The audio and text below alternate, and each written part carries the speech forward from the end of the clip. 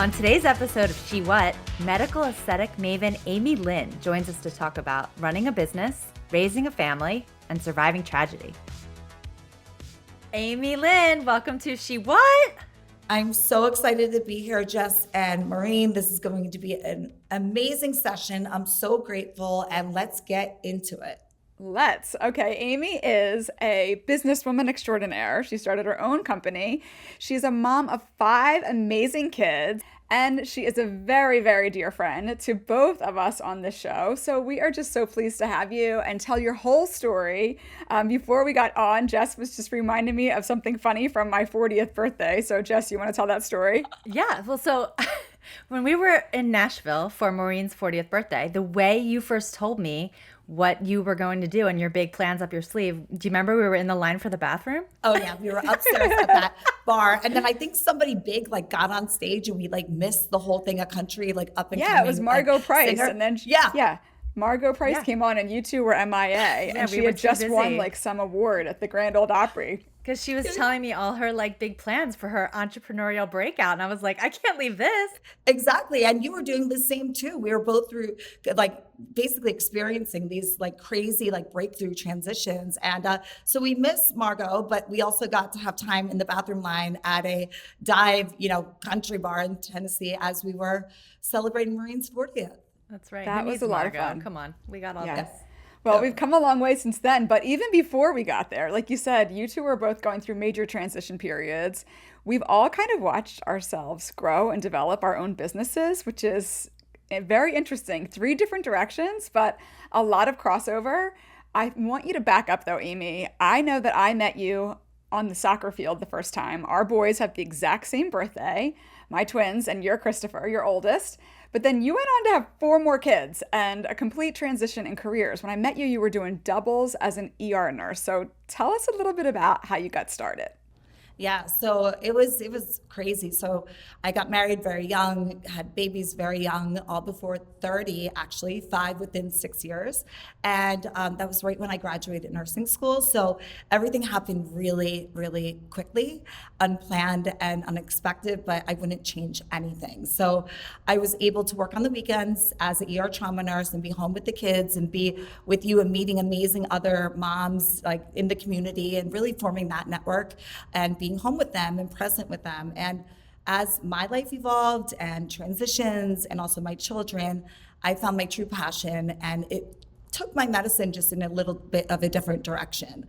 I remember you told me a story, some really crazy stories when you worked in an emergency room, things that you were witnessing and seeing. Maybe you can tell us a little bit about that, and then the transition of what it's like to now be in a completely different part of the medical world. Well, nursing is nursing and people are people, right? So I think I gained a lot of my skills as far as personality management, psychology, and just understanding the person as a whole from my experience in the ER. Although it seems very different, it did teach me a lot about how to compartmentalize, how to have compassion, how to work under stress, how to manage a lot of things when you really didn't have a lot of support. So yeah, in the ER, we just had to depend on, this was like chaos, complete chaos. So I had to depend on my team, my brain, my hands, and that was it. And transitioning into having a place that people are choosing us, I realized that when I'm with my patients, I'm there for them. I'm so present with them, and I don't even have to think about any other things that are going on in my life because that is what I'm there for. Am I right in thinking you met your husband, Chris, in a hospital? Actually, yes. So I met him when I was an intern, actually, and I wasn't even supposed to get that job. I wanted to work at CHOP. I wanted to be a pediatric nurse, nurse practitioner. And yeah, we met when I was 21 in the hospital. He was in HR. I was the little intern, and that's where the story began. I ended up getting a divorce, and that was a transition for not only myself and my children, but those years that Maureen and I were so close, she didn't even understand because I didn't share what was going on behind the scenes during that time, and until much later. Yeah, I think Jess can relate to that too, because Yeah. she also went through that with her ex-husband, and we were very close friends at that, time, and I didn't really know what was going on there. So I don't know that perspective because I'm still thankfully happily married 25 and a half years into this. But what's that like, you two? Like when you're in something and it's so intense and you're with your closest friends, but you don't tell them. Lonely, I would say. Lonely. That was the word I was going to use too. Yeah, I would say that although all these amazing things that we just mentioned were happening, going home, I felt very alone. And I was staying in there for the kids. And I realized coming out of that, that I wasn't being the best example for them and basically modeling a unhealthy relationship at home. Even though I thought you could win the Academy, I could have won the Academy Award. Kids are so smart and they pick up on that energy. And I realized through that process, even though it's hard and grueling, I'm the only one that can give them, a happy mother, and that they're my why. I think that that's really something and a message that like I want to parlay out there in the world that yes, you can have all the things, but sometimes all the things drop. And the way that you perceive your life to be and the way it's going to be will change and it will evolve and it's okay. You just have to go with it and you have to evolve with it. And I think that all of us can relate with that. Did you reach a point where you felt like more scared of continuing to sort of live inauthentically than anything that might happen if you got a divorce? Or, that's the point I reached. So I'm just wondering, like, how was that for you? Yeah, very much so. Like I felt like what I was putting out there was like, live your authentic self and come here. We're gonna make you look and feel your best. And like you can be you. And I was like, I was being me for probably, a portion of what I was putting out there. But then there was this big piece and this big loss that like I felt like I wasn't. And when I was able to just say, okay, I have to trust the people around me. And when everything was hitting the fan, and let me just tell you, things were hitting the fan, as Maureen knows very closely. And I was trying to get into this place of non reactive and just observing what my life actually was. That was hard because I was finally allowing myself to feel through the process instead of pushing it away and deflecting and acting like I had everything so perfectly put together because that was the look, right? So I had to really get real with myself and get very vulnerable and trust the people around me. I mean, and the people that showed up, I mean, they're still my core people. And like, if I don't think that if I didn't have that support, it would have been more difficult, but I would have been able to do it because I had my children, I had myself. And once I let myself kind of feel through that process, I was able to let that go. And I think that that is something that us as like strong women and also business owners and having a lot of hats to carry, like something about like letting yourself actually feel through the process was very important and very valuable towards me. And it was okay of kind of getting real with it and not saying like, okay, everything's great, everything's fine, because in so many areas it was, but lonely was like the first word. Jess, you can identify with that too, is that's how I felt. I mean, it's crazy, Jess. There's so many similarities there in that story, and like what you're talking about, in the business you were building and putting that face you were putting forward, being beautiful and being happy and finding your authentic self. And Jess was literally publishing a magazine called Real Woman, like Yeah. real, like Yes, let's get yes, real. yes. And she was doing, the best she could to have that same face forward, like, being authentic. And then I've seen both of you go through that really, really difficult phase, even though it's what you wanted. And on the other side, you're both a million times just better for yourselves and your children and the world. I know that that was really hard. It was really hard to watch. I just got a little bit of a chill on the back of Me my neck. too. I got You the know, Kundalini energy. yeah, Kundalini. Because you know what? I remember a therapist or somebody telling me at the time, like, to write down all my biggest fears. Like, if every horrible thing in the back of my mind could come true, what would it be like? And I wrote it all down and sort of like threw up a little bit. And then it's sort of like, okay, well, let's go. Like, let's go. Like, there's no way in my wildest dreams that kind of my kids and everyone around me would thrive the way they did in the end. And you just sort of have to live through all that fear. That's so crazy that you just mentioned that, Jess, because I was cleaning out my vanity, drawer and I found a list of feelings. Like I just like jotting down, and it was like, I look at it, I'm like, it's not that bad actually. When you actually look at it, like it's everything is like figure outable, right? I remember reading like a book or hearing that on a podcast, and I'm like, it actually is. But like, if you're not being true to yourself, then what are you doing, right? I don't want to live an inauthentic life. And, my kids have been through it, as you guys know, over the past 6 years. We've all been through it, but watching them and their resilience and how they cope with stress and how they show up in the world and want to make it a better place after going through suicide, by their father, by divorce, by all the things. I mean, what could get much worse for children, especially teenagers, and watching them rise, and I'm their rock, right? And it has to have something to do with the foundation, but like them, I'm just in awe of them. Like I don't even think proud is the right word. I'm just so inspired by them each and every day. Yeah.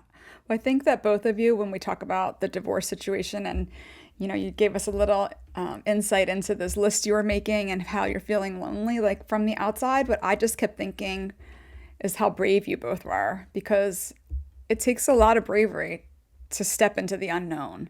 And I saw you both do that in your personal lives and in your professional lives. But I don't want to gloss over the fact, Amy, when you said, suicide, like that's something that's pretty massive, that when people see you, even now, like if you looked at your Instagram or your business, it's beautiful. There's a lot of joy there. But just in the last year, your family suffered a really horrible trauma and tragedy. The children lost their father. Now, I know you've been divorced, but the first thing I did was drive over your house, like immediately. With sage. With sage. Fresh dried sage. Yes. That almost burnt. That From almost my burned garden. house, but it needed it, clearly. Now, what else do I do? I'm like, no one's handed a playbook on how you handle these kind of things. Yeah. Right. So how did you handle it? I mean, That's what I was going Yeah. to say. How did you handle it? Oh, wow. So that morning I heard banging at my doors. I felt like I couldn't sleep the night before. I felt like something was wrong. I was getting ready for work. I'm like, I'll just go in. I came down. I had 3 police officers standing at my front door, and I just went right into my kids. So, and I said, are my kids safe? I think I blacked out. I blacked out. It was horrible, because I had to then tell the other ones who also had compromised relationships with their father and try to make them understand that they had nothing to do with it. And it was horrible. Like, it was actually like the worst experience of my life. Divorce was one thing, but having to do that was absolutely horrible.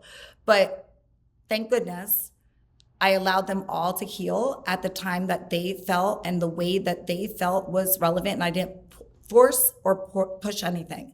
Some kids wanted to have quiet time. Some wanted to be out with their friends. Some wanted to put themselves into other activities, but I didn't force any of it. I just stayed consistent, and I stayed consistent in their foundation. Aim, you're so good at marshaling people around you, and like you said, go mode. Like, I feel like go mode is your mode. That's like your absolute strength and superpower. Handle it. Yeah. It's why you were great in the ER. It's why you started a business the way you did. It's why you raised 5 kids without blinking. It's all that. But I just wonder, how do you find time, or what do you find time to sit still and grieve, and kind of how do you handle that part of it? I've allowed myself to, because I prioritize it. And even with everything else going on, I also make that a priority to make sure my kids are doing the same thing. So communication is key.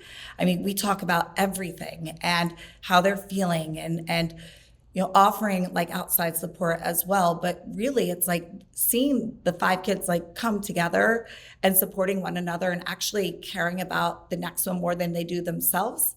Like, that was the most beautiful thing I ever watched, because they, they're siblings. They love each other, but like, wow, they were all just leaning on one another, and I allowed that to happen too. And I was just kind of like the sounding board, like when needed, but let the kids come together and be there for one another. And watching that was like beautiful, even though it was such a traumatic, awful situation. I don't know. I'm in awe of them every day. You've always had a strong team with those kids at home. When you go back to the beginning of building this business, it wasn't always main stage for you. I remember you told me a story about like not being able to pay your electric bill. Like, I don't think people would ever see you and think, God, she went through like some of the craziest stuff that I know. And I know a lot of crazy people, but there were some parts that you survived with a smile on your face. But I remember you said that Botox made you feel a little bit better. And it makes the people that you see just feel a little bit better. And I think that sometimes when people think about aesthetics and you talk about injectables and you talk about it like it's no big deal, but people that are afraid of needles and might be thinking, oh, I don't want to look weird. I don't want to look like that person. They've had too much work done. That's never been your approach to it. So I just want to back up to that electric bill and that kind of story you told me about how those kind of things make you feel better. Yeah, well, let's talk about pre-foreclosure. So that Christmas, right before everything that I dove into it, I found out, and again, which is why I tell women all the time, in particular, be on the pulse with your finances. Know it at least somewhat, because I didn't. I was doing kids during the week, working on the weekends, and I gave that all up to my ex-husband. So that was, again, a learning curve. Yeah. Even though the world was, our world was falling apart inside, that I was like not privy to the information, I didn't want them to feel that. So that's what we did. And ironically enough, as I was hustling with my mascara, I decided I'm like, wow, you know what? I'm going to just go get, Botox. I had no money for this, but I'm like, screw it, I'm doing it. So I went, and I just liked the whole experience. It was a nurse. She was well-versed. I knew nothing. I went in, I'm like, give me 8 units. 8 units is nothing, by the way. But I knew nothing. And I'm like, wow, if a nurse can do this, I just liked the way I felt afterwards. And I was in a very compromising, like transition in my life. And I just got curious and I wanted to know more. And I'm like, it's not just about like the aesthetic on the outside, but it's also from the inside. It gave me a little bit more of a boost of confidence. And this whole look and feel your best that you hear all the time has always been my tagline. But I'm telling you, the psychology behind it, if you look better, you feel better. And if you feel better, you look better. And it has to be cohesive with one another. And that's why I decided to take and borrow $1,500 from my mom, because she's like, I know you're going to be good at this. Take a course. And then I figured it out. And then 2 years to the date, I opened up Glowderma, and that has always been our motto. So when patients come in and they are seeing us, I always have that in the back of my head, actually in the front of my mind, that like, you don't know what this person might have gone through or is going through. So let me be that person for you right now, and I will help you and guide you. And it sounds, vanity and this and that. Well, guess what? It works. And there is a true psychology to the look and feel your best. And I know for me in my personal situation, getting the most minimal amount of that day for whatever reason gave me a boost. And it also piloted me into a whole different career trajectory that I would have never, ever, ever thought like this was going to be me. From the outside looking in, I think it looked a little bit to people like you waved a magic wand and started your business and had great success and you had the Fab Five but beyond the optics, and I know you're talking about the finances and things that were happening, but even from the business standpoint, you were so balls to the wall. And I remember it so vividly. Like, was there anything happening on the inside that maybe people didn't see? Like, were you freaked? No, I wasn't. I decided to open up Glowderma after going out on my own. I remember, Maureen, one of my favorite things. So I was selling mascara as like a side hustle, remember? I remember that. Yeah. I met somebody who was selling mascara. This is how it's so weird. And she's like, she pinned me as like the maven, right? So I started hustling on the side and became like the #1 sales in like 1 month. This was just fun. I just wanted to share what I liked. And as I was getting more involved with injecting and transitioning to that, Maureen had to sit down with me. She's like, listen, do you want to be...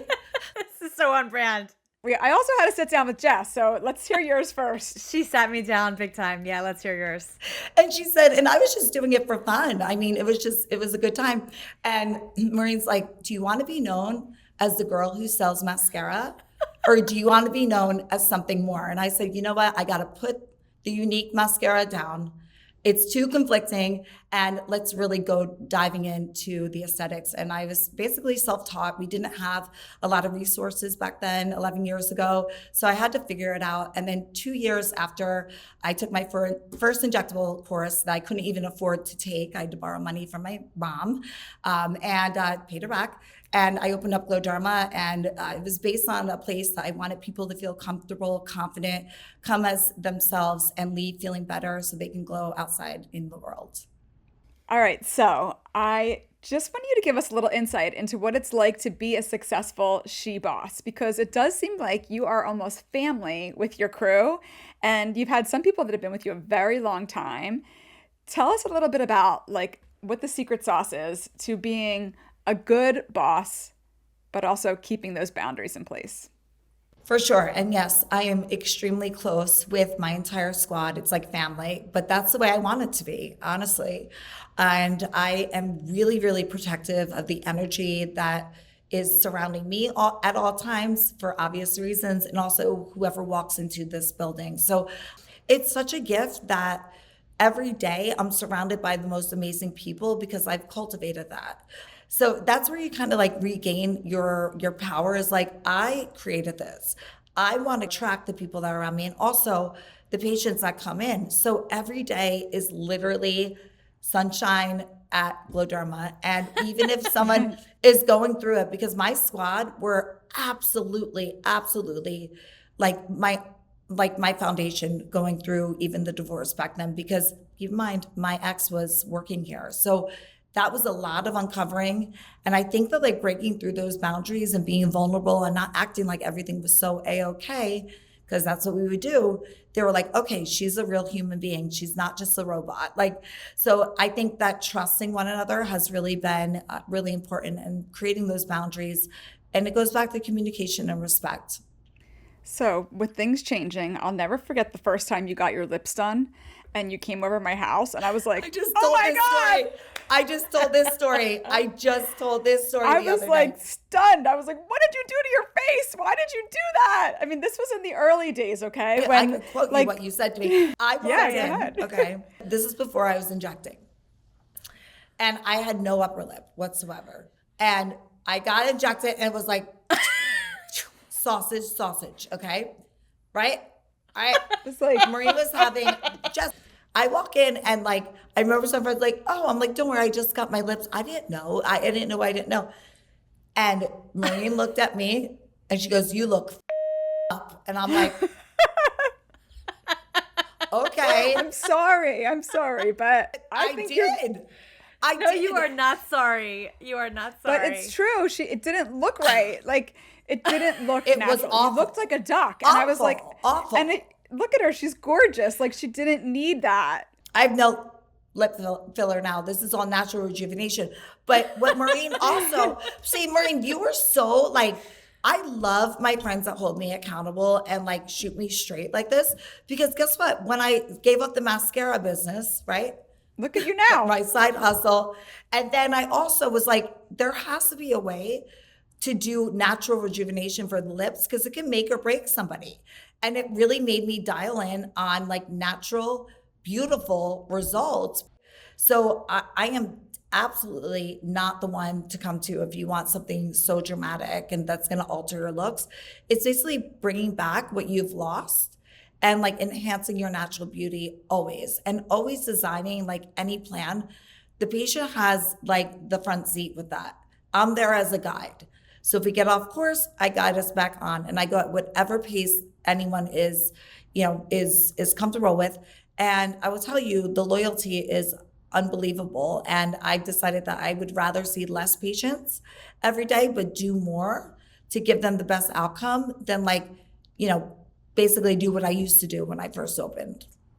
The thing that I've evolved in my thinking altogether is this is a messy world and life is short. And so you should do whatever the hell you need to do to feel good. So I hold no judgment in either direction. And I think if you're helping people feel as good outside as they want to feel inside, then sign me up for that. I love that. And that's exactly how I feel like, oh, but do it for yourself. Don't do it for anybody else. Like do it for you. So whatever makes you feel good, why not? Yeah. So along the way, Amy, has anyone given you any piece of advice that sticks with you? Or maybe you have like a daily mantra that keeps you going every day? Stop selling mascara. You look up. That was the best advice she ever got. You have a choice here, Amy. Like, get it together.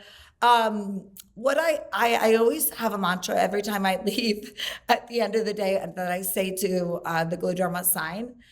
So our clinic has been completely designed with like masculine, feminine, like all the elements of it. And I always thank the sign. I said, thank you for providing a place that people feel confident, comfortable, and able to be themselves, and for continuing that with everyone who walks through these doors. And then I also say every morning, I say, may your hands be still, your mind be clear, and your voice be heard. I love Beautiful. That's I love amazing. that too. I really appreciate you being like peeling back all the layers and letting us get into some of those uncomfortable stories. But I just, like you said, that's what makes you real. And people want to know that you don't just snap your fingers and have this amazing life. They want to know that it takes hard work and grief and, you know, the good, the bad, and the ugly. Oh, I know, but I'm just really grateful for you guys pulling that out of me, because I never spoke publicly about the second part. I mentioned divorce, but I never did that. And it feels really good to be able to like kind of get that out there. So I love you guys so much for that. Amy, you are glowing. And I just want to say thank you for being here with us on She What? And we cannot wait to see what you do next. Literally. We literally can't wait. I'm so grateful for the both of you as friends, just everything. I just adore you guys so much. And thank you so much for giving me this opportunity. Right back at you, sister. Yeah, for sure. You know what I loved about that so much? Not only did I learn so much about Amy, I learned a couple things about you today, Maureen. Oh, really? What was that? That not only do you challenge me to be like the best version of myself, but that's how you operate in the world with all your people. Yeah, back at you. But man, Amy, she's a baller, and she showed major courage today, I thought. 100%. Well, listen, I see the potential in my people, and I always want them to be the best versions of themselves. So sometimes you got to go through a little bit of, you know, what is it called? Tough love. That's Tough love. That's what we tough call love. it.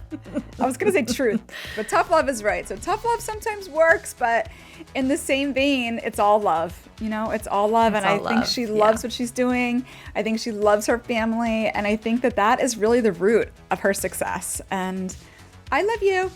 I love you. She What? Comes to you from Real Woman Magazine, a product of Capital Health. This episode was produced by Lee Akabuchi with music by Epidemic Sound. Please leave us a rating and review.